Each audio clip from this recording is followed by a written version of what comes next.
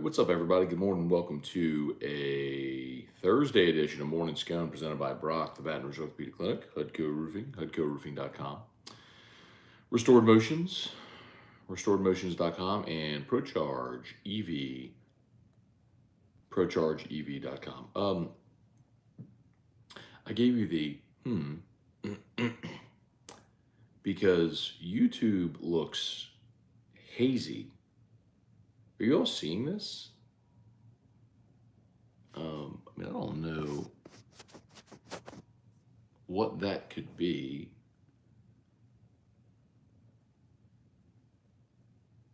Try to wipe off the camera, but boy, that's bizarre. It's not hazy in my office, but if you're watching on Facebook, you're not seeing this, but on YouTube, it looks like it's foggy in my office.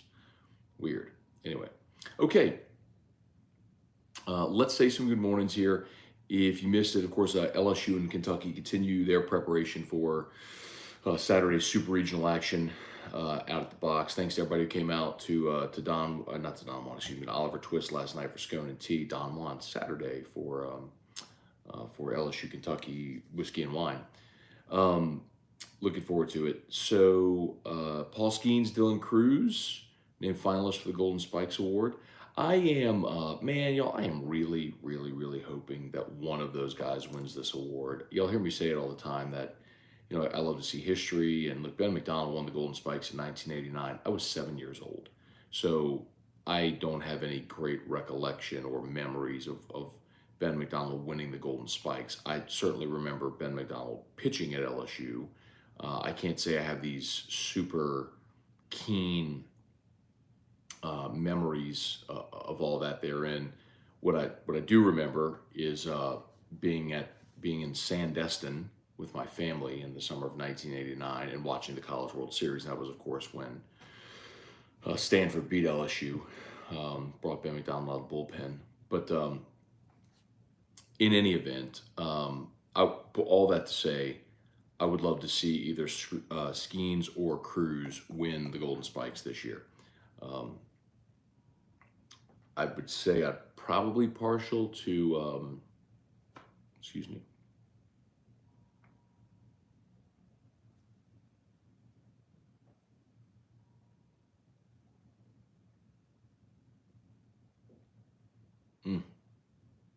Had a moment there. I thought I might hurl. It was weird.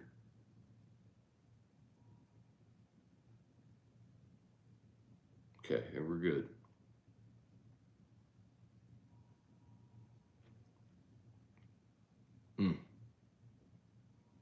Okay, I think we're good.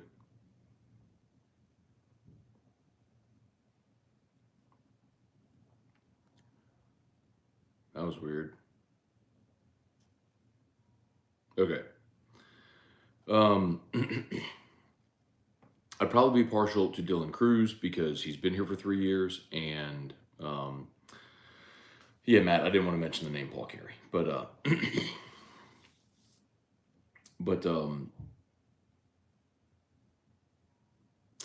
I'm probably partial to Dylan Cruz because he's been here for 3 years, and position players tend to have the advantage over pitchers for the Golden Spikes. I think Paul Skenes, though, has been just absolutely magnificent this year, best pitcher in college baseball.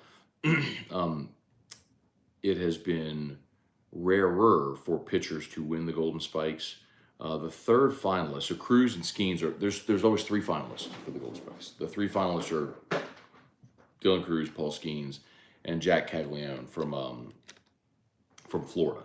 Now, I kind of get a little nervous about this because Caglione is a two-way guy.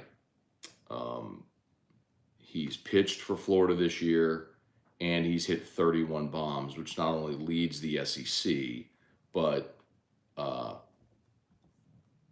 that's the most in a season by a player in the SEC since Brandon Larson in 1997 hit 40. So the 31 that Caglione hit is the second most in SEC history. And oh, by the way, he pitches as well. So I am really hopeful that it isn't an AJ Reed deal.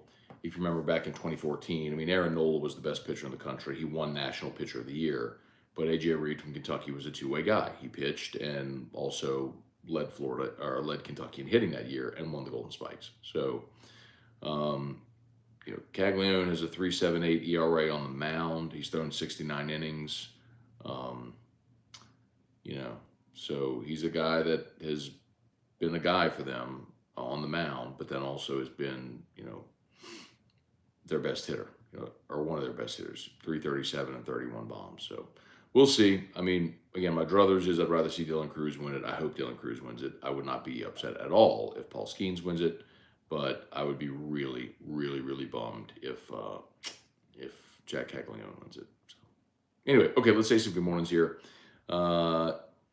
Nick Newbill, what's going on? Red Onion Entertainment, good morning. Jeff Hawk, good morning. Peter the Historian Fennerk, good morning. Caleb Lemoyne, good morning.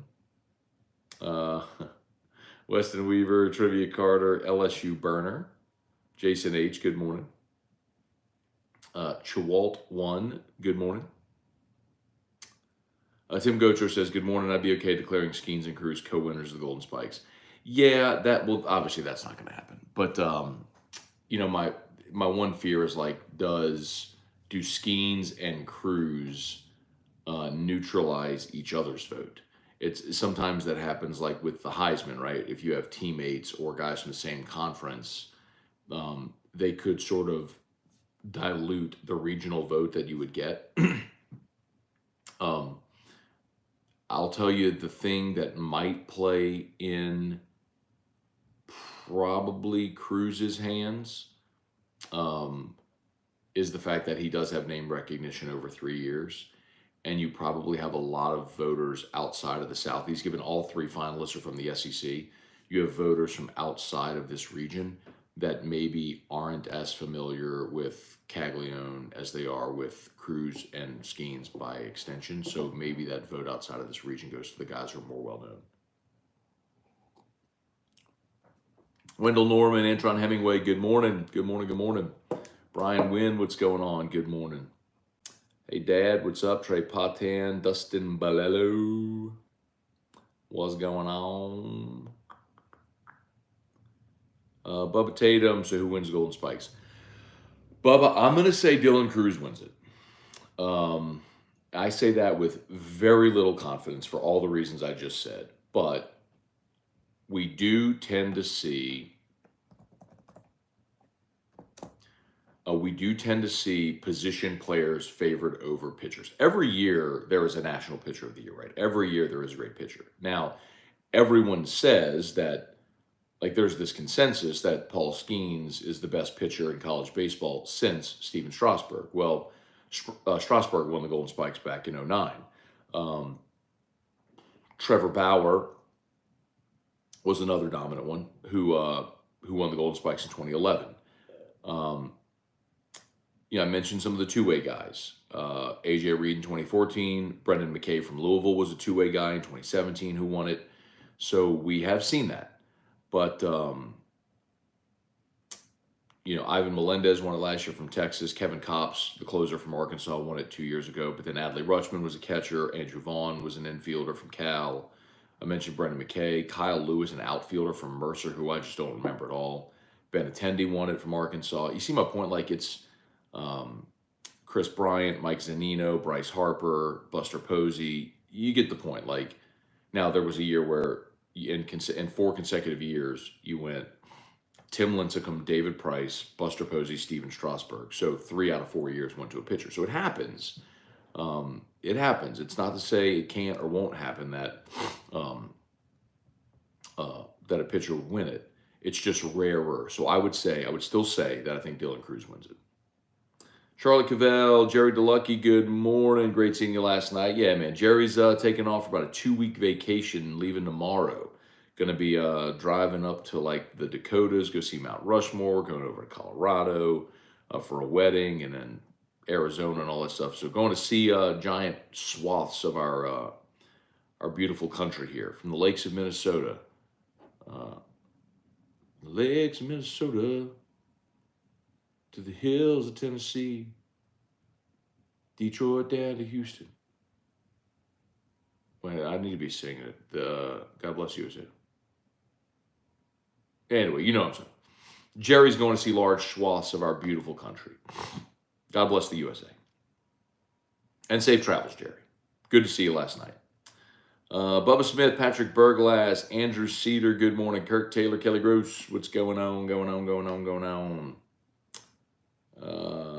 Let's see, Kirk, in California for some Army schooling. Went to see Mike Trout play in person. It was awesome. Okay, Kirk. I have been to that stadium there in Anaheim. Pretty cool stadium. Odd that it's as old as it is now, because when I was there, and I was there 20 years ago, when my brother moved out to LA, he lived there for 2 years doing a teaching program, and we went over to Anaheim and saw that venue. I bet it just looks so much different now because it's been 20 years. It's probably, well, like anything would age 20 years. Where are we? Lowell Cormier, good morning. Hot Rod, what's good, man? Rodney Beloso, morning Scone, one step closer to cracking that gold. Yep. So, Rodney Beloso, who wouldn't mind me saying, that's Cade's dad, who also works with us, Hudco, shout out Hot Rod, and has Hot Rod's Cajun seasoning. So y'all check out Hot Rod's Creole. God, Hot Rod, how long ago was that?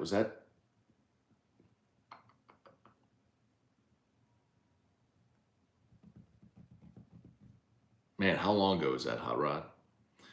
Hot Rod gave me a bottle of Blanton's Gold. But it's not just a bottle of Blanton's Gold. It is a bottle of Blanton's Gold, which has a dump date of 1999. So to explain the significance of that, that means, so every bottle of Blanton's has a dump date when they dumped it out of the barrels and then bottled it. So the dump date on that bottle of Blanton's Gold, again, which is up on my shelf, you can't see it in this shot, but trust me, it's over there. The dump date was 1999. Hot Rod had it for a while. Like, it gifted it to me, and I was blown away because it's one of those things that you could probably take and sell online for a lot of money. But and I'm not gonna say I always felt bad about it, but we agreed, hey, how about this? When the Tigers win the national championship, we'll crack open that Blanton's Gold and we'll drink it together. And obviously, it's been a winding road. Cade's career at LSU involved the COVID season, then the injury last year that we're all very well aware of, his decision to come back, and now he's having a freaking amazing year, and the team is 2 wins away from going to Omaha. So I'm looking forward to it, man. I honestly, Hot Rod, for real, so it was 3 years ago. Okay, it was 3 years ago. So was it pandemic? Was it during the pandemic? But Hot Rod, so like, honestly, there's still this part of me that's like, do you really open a bottle like that, or you save it forever? But then again, man, like, what are you doing saving it? You know what I mean? Like, you got something to celebrate, let's celebrate. So, I'm down if you are, brother. You know that much. So,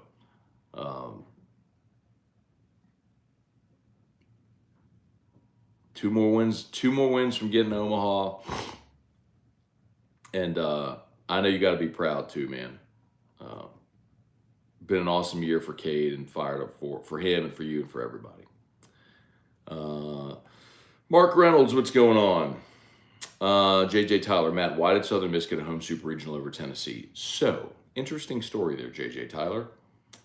Of course, both Southern Miss and Tennessee were 2 seeds in their respective regionals, neither hosted.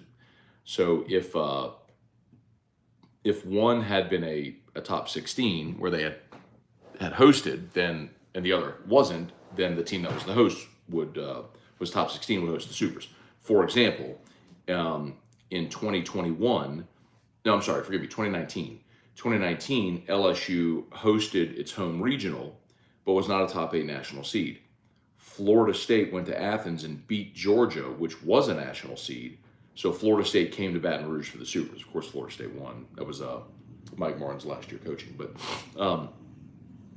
in any event, if you get to a point where neither team that advanced the Super was a regional round host, it goes to a bid, like they used to do in the old days, a bid process. You bid for the regional, for the Super Regional.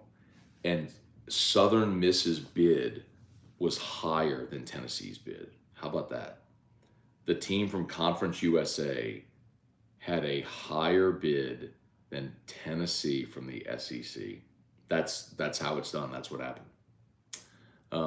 It's incredible, and it would be really fun to just laugh at Tennessee fans for that. Although I still think Tennessee is going to go to Hattiesburg and win that Super Regional, go to Omaha. Mark Reynolds, good morning. Kelly Presley, Kirk Taylor, it's the fourth oldest stadium in the league. Yeah, isn't that weird? So the stadium in Anaheim's the fourth oldest now. Wow. That's more, I think, of a comment. It's less of a commentary on that stadium and more of a commentary on just what we've seen in baseball now with so many new stadiums popping up. And my guess would be it would obviously be Fenway, Wrigley, and Dodger Stadium would be the three older stadiums. And everything else is new. Wow. Jamie Leday. There you go, Hot Rod. Proud as a peacock. Let's open it up when they win it. I'll stick to my word for sure. I love it. I know you will. I know you will. All right, man. I'm with you, Hot Rod. I'm with you, brother. Darren Bone, what's going on? This may be quiet with the Tigers still playing, but have there been any players hit the transfer portal that the Tigers are high on? Are you talking about baseball, or are you talking about? I'm guessing you're talking about baseball. So, hang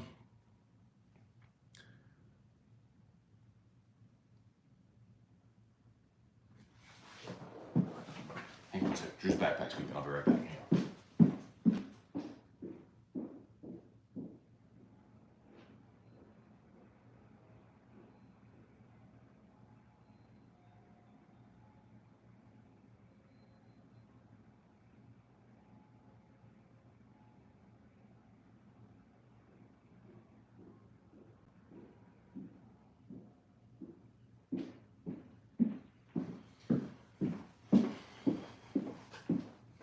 Okay, so a couple more minutes here. I got a 9 o'clock downtown, so we'll do a couple more minutes. I'll tell you, so asking about his LSU look for any players in the portal. Jay will absolutely do that, right? He's done it each of his 2 years here, and he's shown he is a great recruiter, and he is a master at getting this talent here, and will continue to do that. I think the bigger question, so I don't have names yet. I don't have names of guys in the portal. I think the bigger thing is, okay, what positions might you be looking for? And I think that a lot of that's going to depend on, what you look at in the draft. And then also I think you have guys on this roster who are probably going to jump in the transfer portal. As a matter of fact, I know some of those conversations have already been had. So, and you could probably figure out who some of the names are, right? Guys who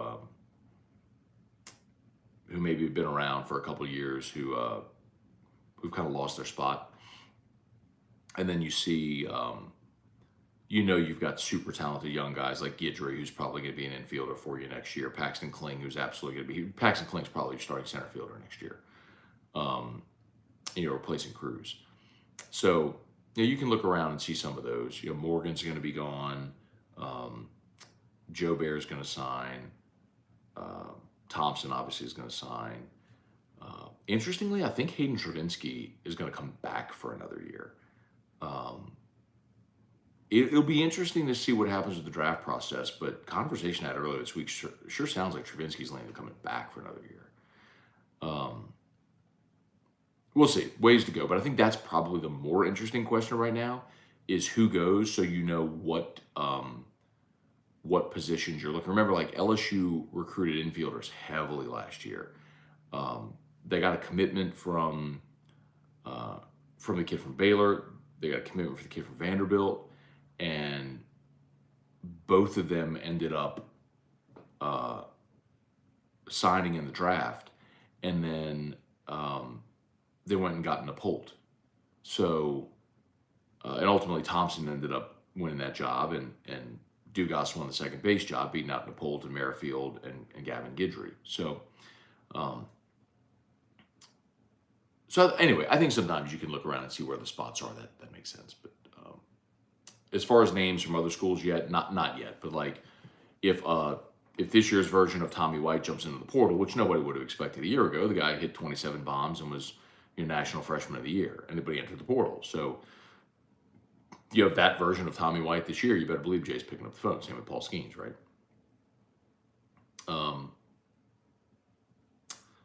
Yeah, Charlie Cavell said Silver Indiana State had to give up hosting the Super Regional because of the Special Olympics, not enough hotel rooms. Now, Super Regionals at TCU. TCU did donate $25K to the Special Olympics. That's really cool. But yeah, I did see that, the logistics of that. I mean, sometimes you plan things because you're not planning on the other thing happening. I can imagine if you're Indiana State, you're not banking on hosting a regional and then hosting a super.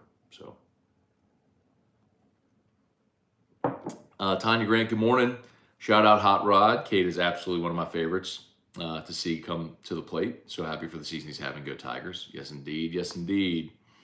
Kenneth McCown, good morning. Let's see any more. Y'all smash that like button if you're there on YouTube. Subscribe up to the channel. Facebook, please like the Matt Moscona page. Share the post.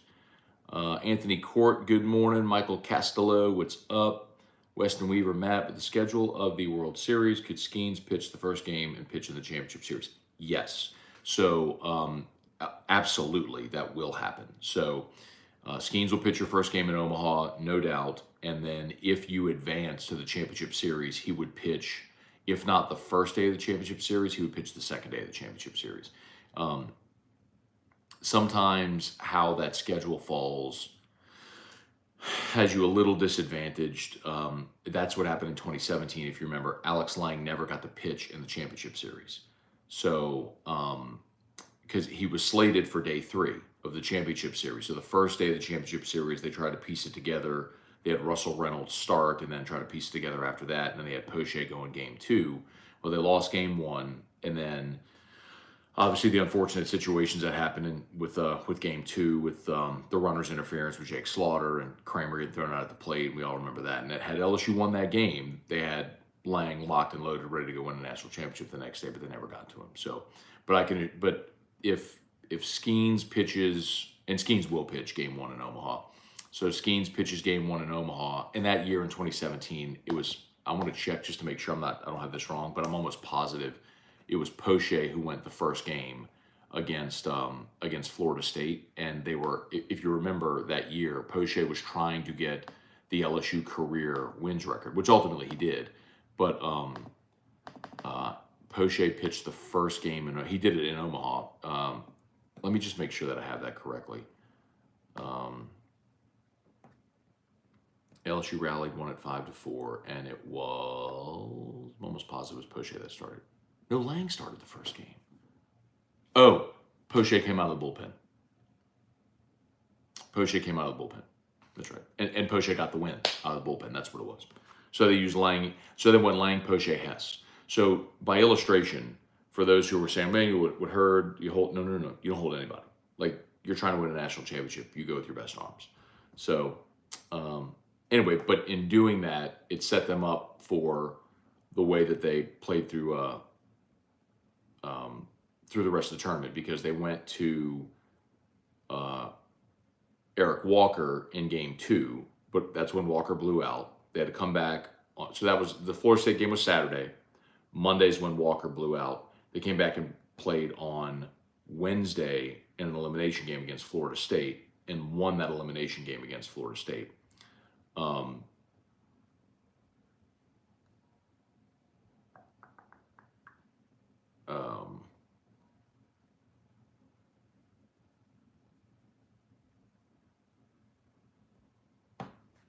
And Poche got the win in that game. And then Lang pitched the next game against Oregon State. So Lang pitched on Friday, and then they had to come back and play again Saturday, which is when Gilbert pitched. So Poche pitched Wednesday, Lang pitched Friday. So they couldn't bring Lang back after pitching on Friday. They couldn't bring him back on Monday or Tuesday. If they brought him back on Tuesday, that'd have been on 3 days rest. Like, that's a stretch for big leaguers. But they were going to bring him back on 4 days rest on Wednesday had they gotten there to the championship game. But now it's a little compressed because the championship series, instead of going Monday, Tuesday, Wednesday, goes Saturday, Sunday, Monday. So the week does compress. So you would throw Skenes in your first game and then have him for the championship series as well. But so you'd only use Skenes twice in Omaha, conceivably, which is why they got to be in the winner's bracket. Okay, I got to get going. Sonny's wife, Justin Marquez, good morning. Let's see, given the weather forecast for Saturday's Jay Underground people, tell him not to start Skenes. This Jay's Underground people. Facebook crapped out? I'm still here on Facebook. Sonny Warmington, good morning from Gulf Shores. Bart St. Germain, Brian Wynn, any Chuck sightings? I don't know where Chuck is, man. Hopefully he's doing all right though. That would be Chuck Sanchez. What's up, Chuck? Get it? Up, Chuck? Fame. Stephen Gibbs, happy walk-off day. Today, of course, June 8th is Warren Morris Day. Well aware of it, Stephen. Got something planned for AFR today. Patrick Ramos, if we make it to the championship series, does Skenes get the strikeout record? I think he should get it in his first start in Omaha if they make it. I'll remind you that, so the record, of course, is Ben McDonald, 202 strikeouts. Skenes is at 179. So he is 23 away from tying, 24 away from owning the record. Last time he faced Kentucky, he struck out 13. So he's 24 away from owning the record. It's certainly plausible he could strike out a dozen against Kentucky this weekend and then do the same in his first appearance in Omaha and win it. So and get the record. So it'll be close, but they got to keep winning. So okay. Yeah, Antoine said your screen's a little blurry. No, I know, man. I don't know why. So for those just joining us on YouTube, I don't know why. That's my phone. So maybe there's like a smudge or something on the camera on the phone. But I mean, I don't know why this. There's no haze in my office, but but anyway, I'll try to wipe down the camera to see. I mean, I kind of did this a bit ago to wipe down the camera to see if that helped, but I don't know that it did. Did that? Oh, it did help. Okay, it did clear it up. That's right. I must have had a smudge on the camera or something like that. Okay. Scott Simon, what do you think are the keys to taking the series against Kentucky? You got to win game one behind Skenes, and then I think your offense has to really show up in games 2 and 3. Kentucky's pitching is dramatically different than it was when LSU faced them the first time. As a matter of fact, none of the guys that started the 3 games 2 months ago are going to start this weekend. So Kentucky's pitching is going to look a lot better. And keep in mind, I'm going to be curious to see what Kentucky does with Zach Lee, who's their number 1 guy who pitched out of the bullpen in game 3 against LSU, and LSU just clobbered him. But, got to win game 1 behind Skenes, and you got to hit. And by the way, Scott, that's going to be my answer when you talk about any game LSU plays or any, like here, Omaha, whatever. You got to win game 1 behind Skenes, and you got to hit. You do that, I think you'll be okay. Cajun Country, good morning. Summer screws up my morning scone routine. Thanks for everything. You got it, man. Glad to have you here. Mason Batts, what's going on? Let's see, Cajun Country. Was T-Bob mad last night? That's them Canadian wildfires coming through the screen. No, T-Bob wasn't mad last night. What would he be mad? I don't know that T-Bob's, in my all the years I've known T-Bob, I've probably only seen him like legitimately mad maybe like a couple of times. So they weren't mad. Aaron Hornsby, what's up? Jeff McKiffin, all right, man. Safe travels. Okay, we're done, y'all. I got to get rolling. Y'all have an awesome day. As always, shout out to Brock, the Baton Rouge Orthopedic Clinic, Hudco Roofing. Need North Pete's, go to Brock Facebook, Brock Rock and Wine. The link is pinned. It's part of the description there. July 29th, if you're looking for a great fundraiser, great event, live music, tons of wine, food from vendors all over town. Brock Rock and Wine, July 29th in Baton Rouge. Okay, and Hudco Roofing. Need a roof repair, roof replacement, we'd love to give you a free, no obligation roofing inspection. Hudco is pinned in the chat. Click that link. I don't care if you're on vacation right now. I don't care if it's out of sight, out of mind right now. It is hurricane season. We had hail this past weekend. Click that link. Let us come give you a free, no obligation roofing inspection. You, a family member, a friend, a neighbor, you need a roof inspection, let HUDCO handle it, HUDCOroofing.com. Okay, y'all have an awesome day. LSU Daily is live, and we'll see you for AFR 3. Peace.